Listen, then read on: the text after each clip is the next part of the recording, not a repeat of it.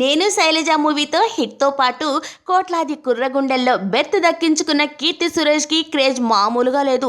ఇప్పటికే నేను లోకల్ మూవీతో మరో హిట్ని తన సేవింగ్స్ అకౌంట్లో వేసుకున్న కీర్తి సురేష్ని మహేష్ బాబు, పవన్ వంటి స్టార్ హీరోలు సైతం తమ మూవీస్లో ఆఫర్స్ ఇచ్చారు.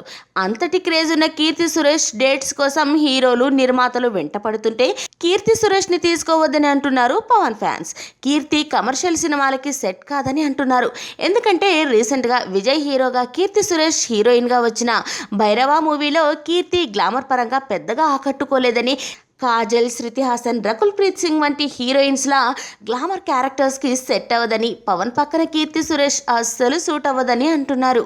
పైగా భైరవ కమర్షియల్ మూవీ కావడం, అది యావరేజ్ అవ్వడంతో కీర్తి సురేష్ కమర్షియల్ మూవీస్కి సెట్ కాదని, పవన్ ప్రాజెక్ట్ నుంచి కీర్తి సురేష్ని తప్పించండి అంటూ సోషల్ మీడియాలో కామెంట్స్ చేస్తున్నారట. మరి దీనిపై పవన్ ఏ విధంగా స్పందిస్తాడో చూడాలి.